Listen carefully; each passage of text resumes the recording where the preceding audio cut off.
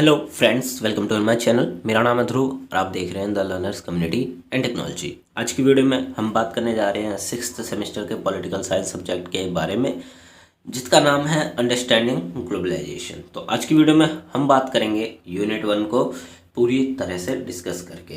ठीक है, आज की वीडियो में हम यूनिट 1A को पूरा कवर कर देंगे।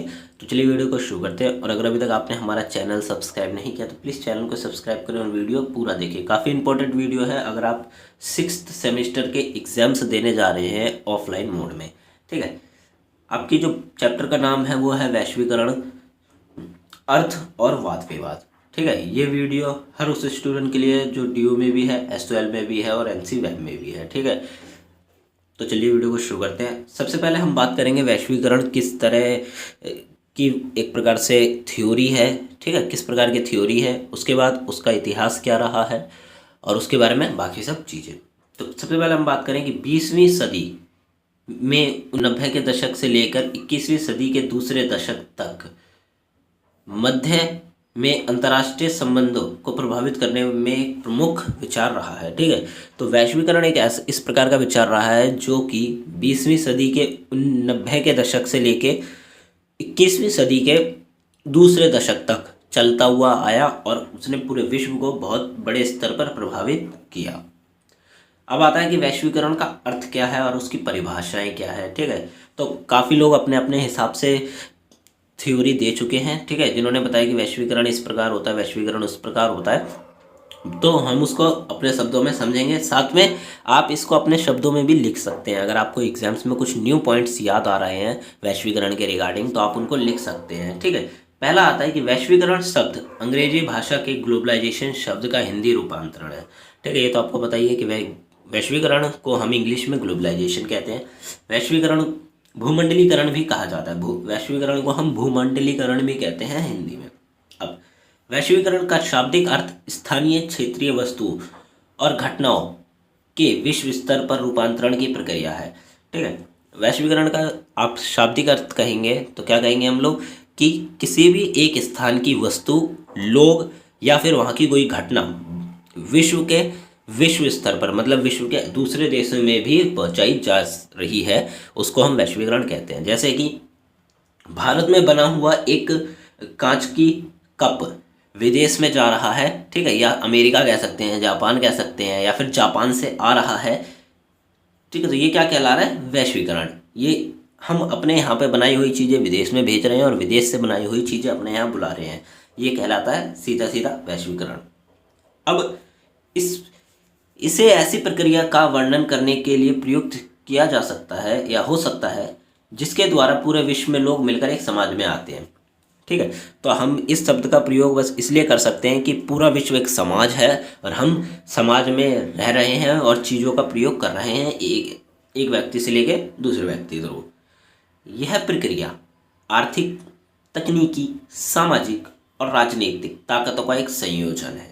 ठीक है, वैश्वीकरण क्या है? आर्थिक, तकनीकी, सामाजिक, राजनीतिक, ये चार चीज़ों का या फिर चार ताकतों का संयोजन है। और यही चार ताकतें इसके क्या है? आयाम है। यही आपको आयाम पढ़ने पड़ेंगे जब हम अनदर वीडियो में इसके आयाम देखेंगे। ठीक है, आपको आर्थिक आयाम पढ़ने हैं, तकनीकी आयाम पढ़ने हैं, सामाजिक और राजनीतिक आयाम का पूरा अध्ययन करना है। इनके रिगार्डिंग एक क्वेश्चन आता ही आता है आयाम से रिलेटेड। ठीक है, वैश्वीकरण का उपयोग अक्सर आर्थिक वैश्वीकरण के संदर्भ में किया जाता है। ठीक है, वैसे तो कहा जाता है कि वैश्वीकरण क्या है? काफ़ी सारी चीज़ों का एक संयोजन है, बट अगर हम बड़े स्तर पर बात करें तो वैश्वीकरण का सिर्फ एक ही आप कह सकते हैं मेन टारगेट है, वो है आर्थिक रूप से देश को प्रभावित करना। या तो वो देश को वृद्धि में बढ़ा देंगे, ठीक है, आर्थिक रूप से देश में वृद्धि कर देंगे, या फिर आर्थिक रूप से ही देश में किसी और प्रकार की चीज़ों को उत्पन्न कर देंगे। ठीक है, जैसे वहाँ पे जो गरीबी है उसे समाप्त कर देंगे या फिर गरीबी बढ़ा देंगे। ठीक है, ये उस वैश्वीकरण की जो प्रक्रिया है उस पर निर्भर करता है कि वो किस प्रकार उस देश में चल रही है। व्यापार, विदेशी, ठीक है, व्यापार, विदेशी प्रत्यक्ष निवेश, पूंजी प्रवास और उद्योगों का प्रसार के माध्यम से राष्ट्रीय अर्थव्यवस्था का अंतर्राष्ट्रीय अर्थव्यवस्था के साथ एकीकरण। आप ये भी कह सकते हैं वैश्वीकरण के बारे में, ये भी लाइन लिख सकते हैं कि व्यापार, विदेशी प्रत्यक्ष निवेश, ठीक है, बिजनेस हो रहा है दो या पूरी दुनिया के बीच में, प्रत्यक्ष विदेशी निवेश, एक देश दूसरे देश के अंदर आके वहाँ पे पैसा लगा रहे हैं, निवेश कर रहे हैं, पूंजी का प्रवास हो रहा है, एक देश से पूंजी दूसरे देश में जा रही है, और उद्योगों का प्रवास हो रहा है। मतलब जो फैक्ट्रीज हैं या फिर आप टेक्नोलॉजी की बात करें, ये सब एक देश से दूसरे देश में जा रही है। तो क्या है कि राष्ट्रीय अर्थव्यवस्था अंतर्राष्ट्रीय अर्थव्यवस्था के साथ क्या मिल रही है, एकीकरण कर रही है।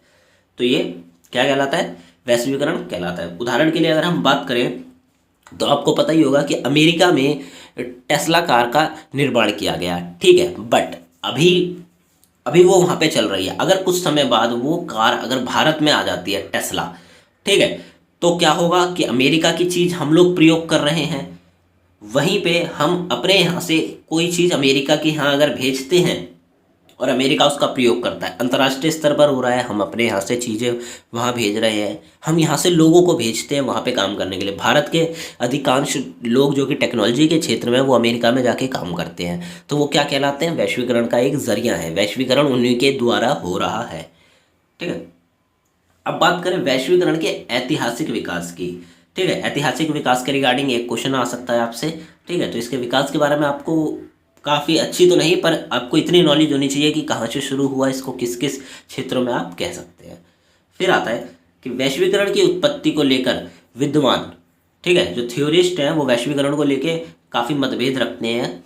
अधिकांश विद्वान यह मानते हैं कि वैश्वीकरण का 20वीं शताब्दी की देन है। कुछ लोग ये मानते हैं कि 20वीं शताब्दी में ही वैश्वीकरण का आरंभ हुआ, उससे पहले ना ही वैश्वीकरण का कोई अस्तित्व था, ना ही कोई रूप था। पर कुछ विद्वान ये भी मानते हैं कि वैश्वीकरण 20वीं शताब्दी से नहीं बल्कि प्राचीन काल से चला आ रहा है। और जो लोग ये कहते हैं कि वो प्राचीन काल से चला आ रहा है, वो लोग तर्क देते हैं मध्यकाल का, जिसमें चंगेज खान और तैमूर लंग के बारे में वो बताते हैं। वो बताते हैं कि चंगेज खान और तैमूर लंग के साम्राज्य ने विश्व का एक बड़ा भूभाग को जोड़ा, जिससे आधुनिक वैश्वीकरण का अल्प विकसित रूप माना जाता है, ठीक है। तो उन्होंने बताया कि चंगेज खान और तैमूर लंग ने विश्व का एक बहुत बड़ा हिस्सा, ठीक है, जो चाइना से होता हुआ रशिया को भी काफ़ी कवर करता था, जिसको हम मंगोलिया भी कहते हैं, ठीक है, उस हिस्सों को जोड़ा एक साथ। अब उस हिस्से को जोड़ने के बाद वहाँ पे आप देख सकते हैं कि वैश्वीकरण वहाँ पे भी हो रहा है, पर वो अल्प विकसित है, मतलब अभी पूरी तरह विकसित नहीं हुआ। चीज़ें एक कंट्री से दूसरी कंट्री आ जा रही हैं देश में, ठीक है, और लोग भी आ जा रहे हैं और दूसरे देशों में जाके काम कर रहे हैं, लोग दूसरे देश से यहाँ पे आके काम कर रहे हैं। तो ये अल्प विकसित रूप देखा जा सकता है। फिर आता है 1492 में कोलंबस ने, यहाँ पे और के बदले नहीं आएगा, ठीक है। तो 1492 में कोलंबस ने क्या करा, अमेरिका की खोज करी। इसके बाद पूरे विश्व का रूप ही बदल गया। जब अमेरिका जब अमेरिका अस्तित्व में आया, लोगों ने जाना कि एक विश्व में एक नया देश भी है जो कि अमेरिका कहलाता है, ठीक है। कोलंबस ने उसकी खोज की।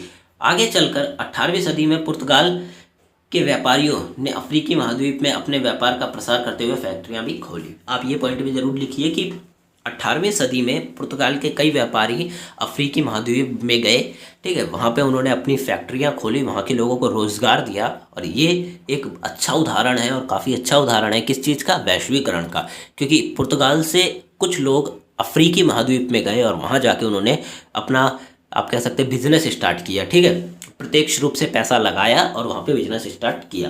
तो ये वैश्वीकरण का उदाहरण है। 20वीं सदी का वैश्वीकरण औद्योगिकरण की प्रक्रिया से संबंधित है, ठीक है। तो 20वीं का जो वैश्वीकरण था, 20वीं सदी का जो वैश्वीकरण था, वो औद्योगिकरण, मतलब किसी भी देश में जाके वहाँ पे सिर्फ उद्योग लगाने से मतलब था उन लोगों को। वो गए वहाँ पे, उन्होंने फैक्ट्री से स्टार्ट करी और कंपनियाँ चालू कर दी।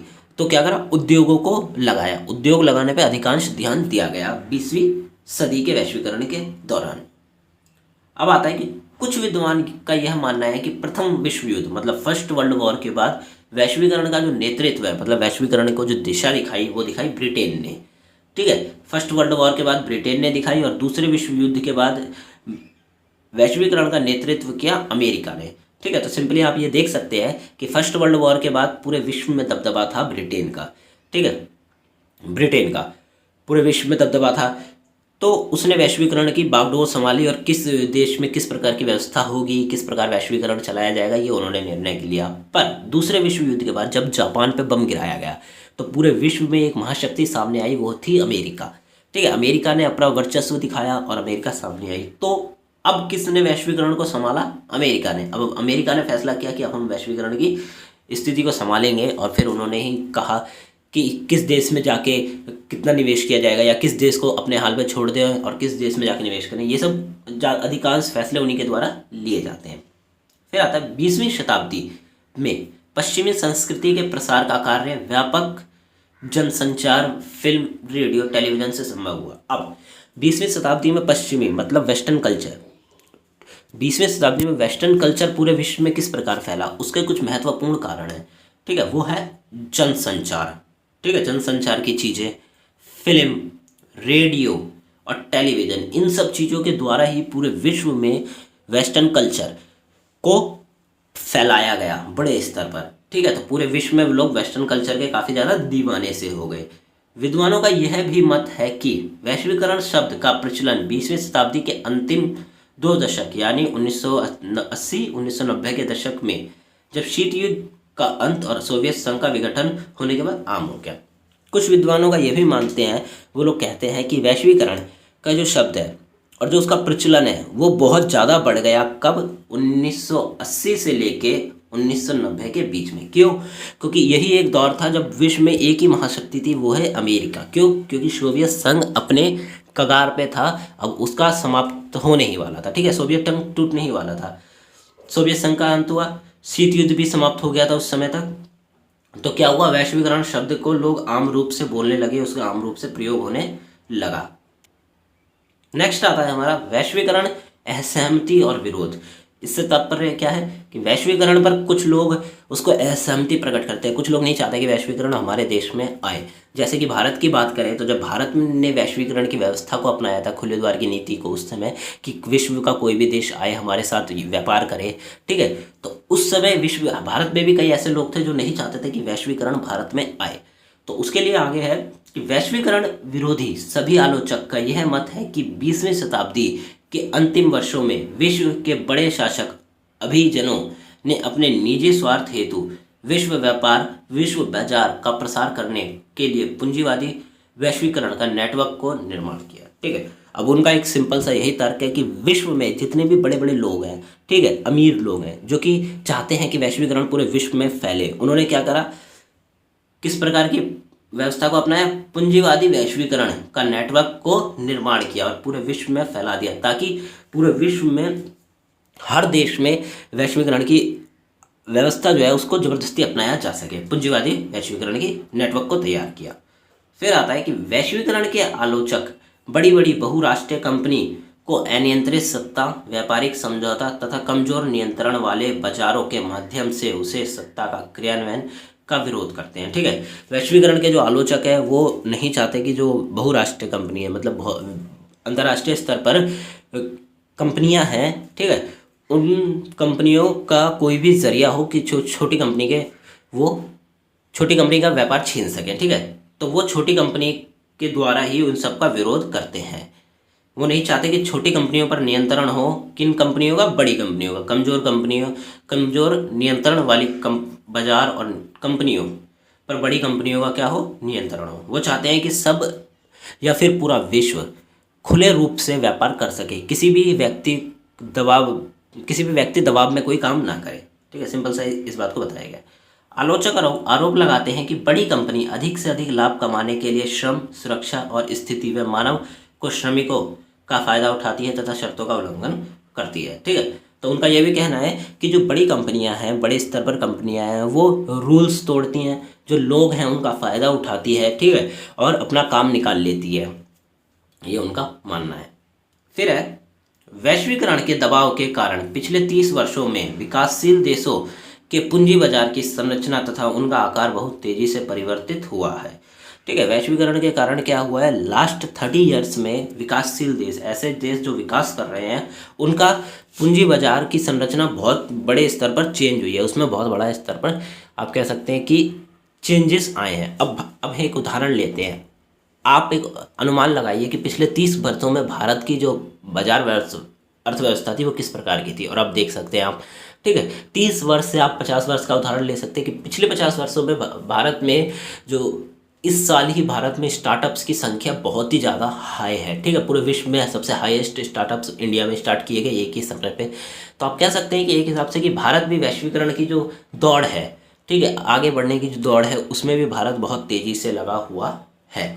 पूंजी बाजारों से नियंत्रण हटाने पर बल देना तथा अंतर्राष्ट्रीय मुद्रा कोष व विश्व बैंक के द्वारा समर्थित कार्यक्रम इनका प्रमुख उद्देश्य रहा है। यहाँ पे देश के बदले उद्देश्य आएगा। ठीक है, तो बड़े देशों का क्या मानना है, वो चाहते हैं कि लोग विश्व व्यापार, जो अंतर्राष्ट्रीय बैंक है और अंतर्राष्ट्रीय मुद्रा कोष है, ठीक है, विश्व बैंक और अंतर्राष्ट्रीय मुद्रा कोष के द्वारा जो भी कार्यक्रम लागू किए गए हैं वो लोग पूरा विश्व उनको माने, बट वो ना माने जो कि बड़े देश हैं। ठीक है, वो चाहते हैं कि पूरा विश्व माने उन्हें छोड़कर। तो इस प्रकार की उनकी व्यवस्था है, आलोचक का ये मानना है। हमारा अगला पॉइंट आता है, अंतर्राष्ट्रीय स्तर पर कई ऐसे समझौते भी किए गए जिसके कारण विकासशील देशों की पूंजी बाजारों के खुलने पर बल दिया गया। ठीक है, तो इस पॉइंट में बताया गया कि अंतर्राष्ट्रीय स्तर पर ऐसे भी समझौते किए गए हैं जिसमें विकासशील देशों, जो विकासशील देश होते हैं वहाँ पे पूंजी बाजारों को खोलने के लिए उन पर बल दिया गया। ठीक है, विकासशील देशों पे बल दिया गया कि आप अपने यहाँ पे पूंजी बाजारों को खोलिए। फिर आता है कि वित्तीय सेवाओं से संबंधित विश्व पर संगठन का समझौता इसका प्रत्यक्ष प्रमाण है।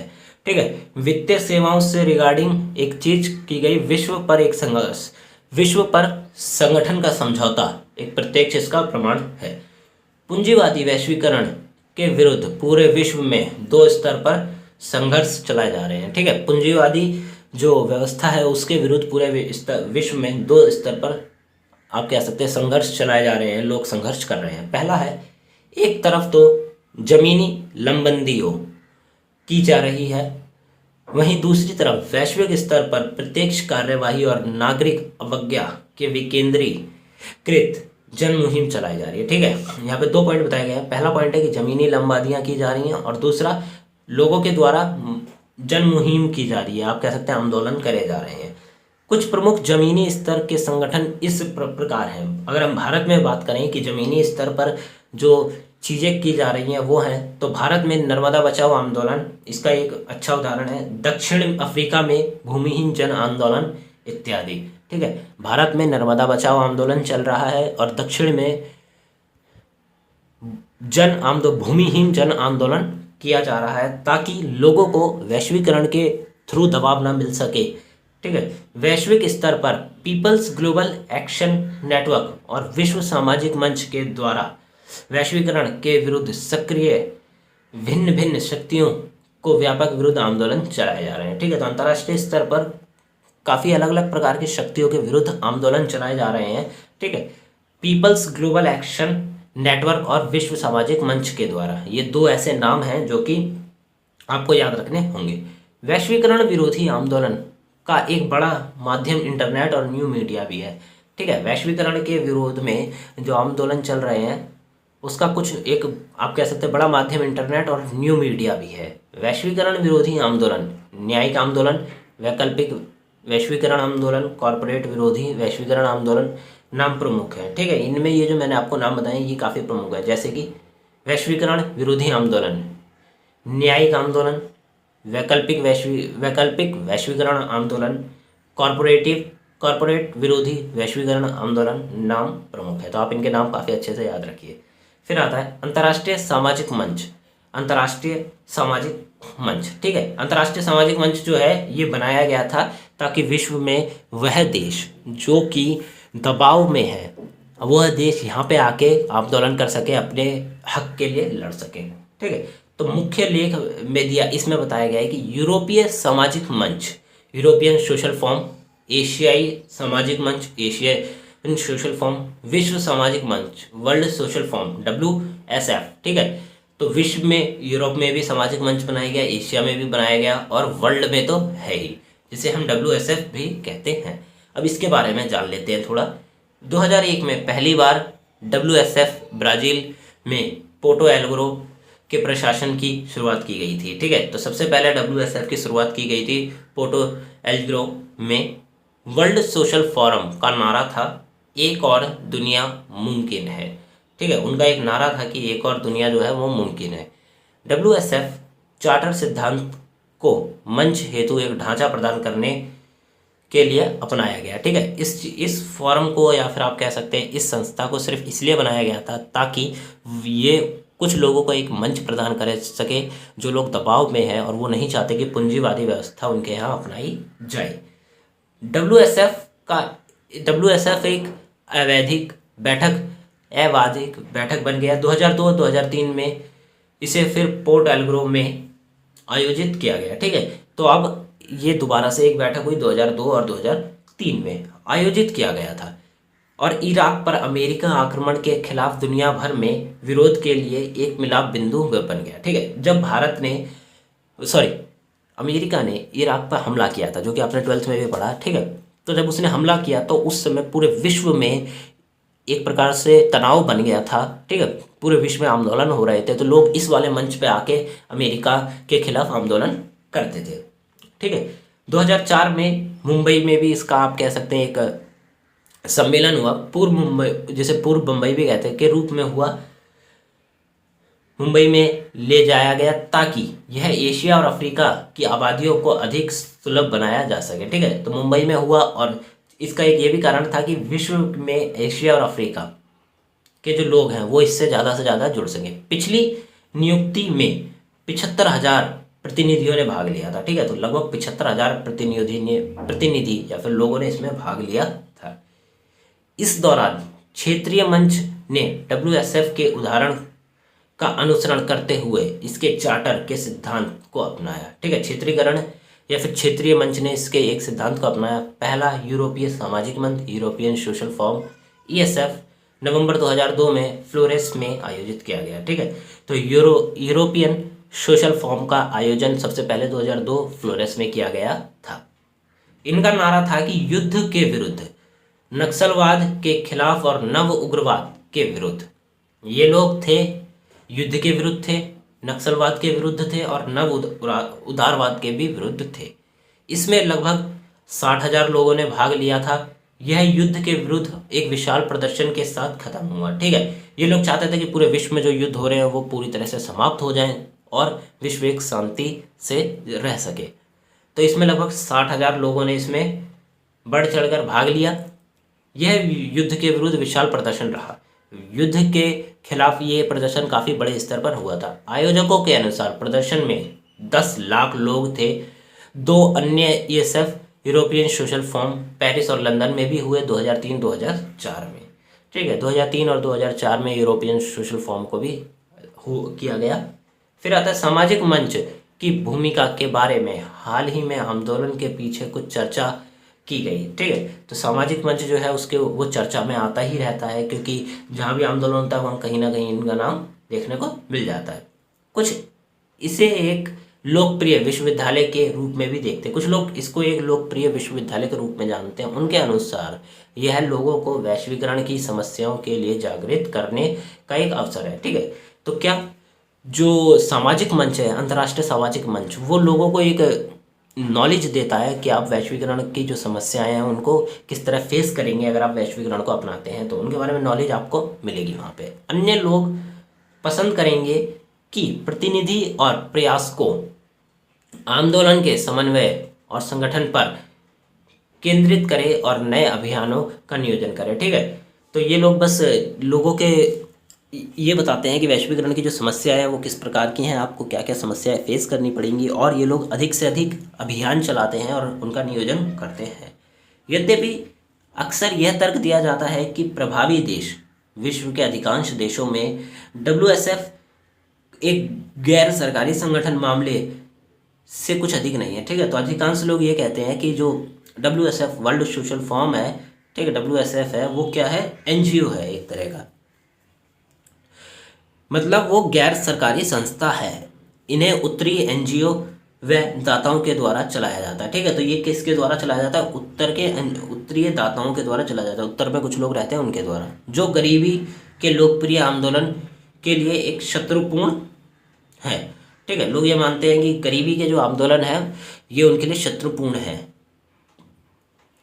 फिर है वैश्वीकरण विरोधियों ने कुछ धाराएं प्रस्तुत की। ठीक है, वैश्वीकरण के विरोधियों ने कुछ पॉइंट बताए, वो ये हैं कि इनकी पहली धारा राष्ट्रवाद किस्म की है, ठीक है। पहली धारा में ये लोग बताते हैं कि राष्ट्रवाद को हम सपोर्ट करते हैं, ठीक है।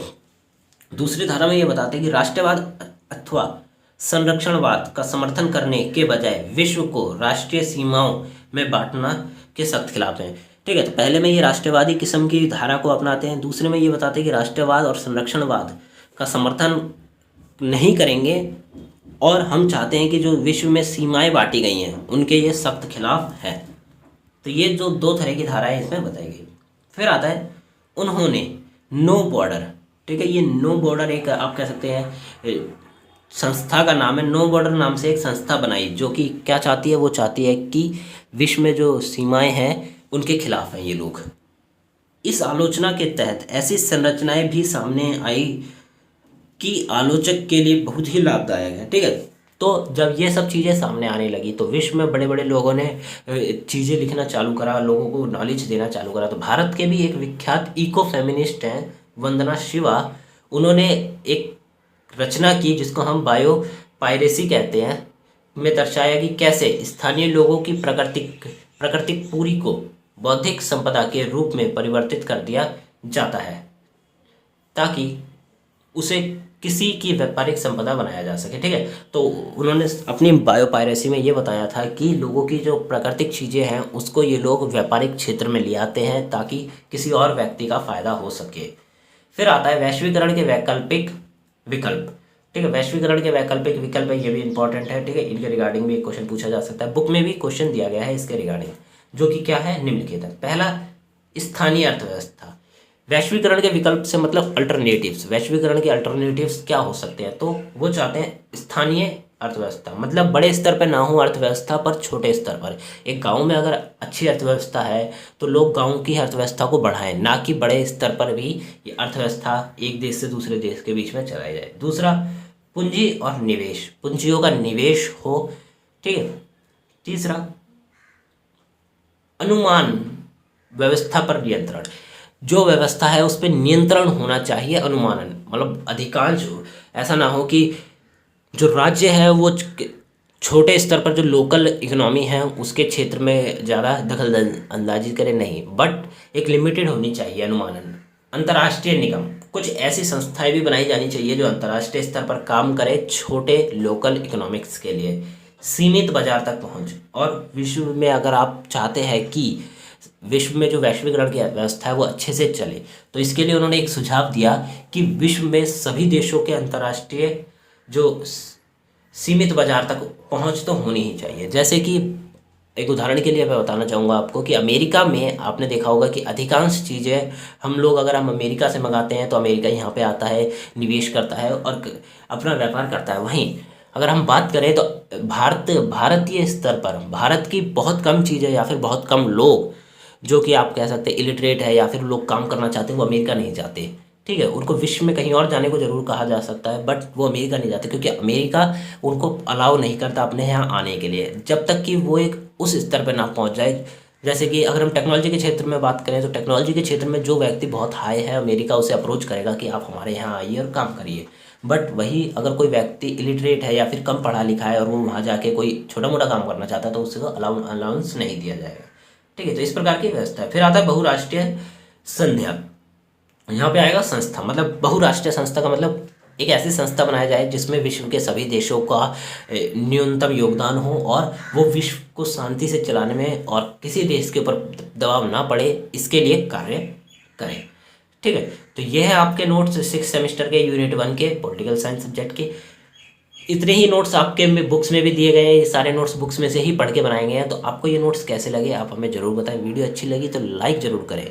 वीडियो को बनाने में मेहनत लगी है और नोट्स को भी प्रिपरेशन करने में टाइम लगता है थोड़ा सा, तो आप प्लीज़ इस वीडियो को लाइक करें, जितना हो सके अपने फ्रेंड्स के साथ शेयर करें। चैनल को सब्सक्राइब नहीं किया तो सब्सक्राइब करें, आपको यहीं पे स्टडी से रिलेटेड वीडियोस मिलती रहेंगी। और डिस्क्रिप्शन बॉक्स में हमारे वेबसाइट का लिंक दिया गया है, वहाँ पे आपको ये नोट्स दिख जाएंगे, वहाँ जाके इन्हें पढ़ सकते हैं। और डिस्क्रिप्शन बॉक्स में टेलीग्राम का भी लिंक दिया गया है, आप उसे जरूर ज्वाइन करिए। वहाँ पे आपको हेल्पफुल वीडियोस, नोट्स, सब चीज़ें, डिटेल्स आपको वहाँ पे प्रोवाइड की जाएंगी। और इसका जो सेकंड पार्ट है वो जल्द ही आएगा, यूनिट 1B पार्ट, ठीक है, जो कि आपका आयामों से रिगार्डिंग है, ठीक है, क्या क्या अप्रोचेस हैं उसके बारे में हम बात करेंगे सेकंड पार्ट में। तो हमारे चैनल के साथ जुड़े रहिए और मिलते हैं अगली वीडियो में। Thanks for visiting on my channel guys.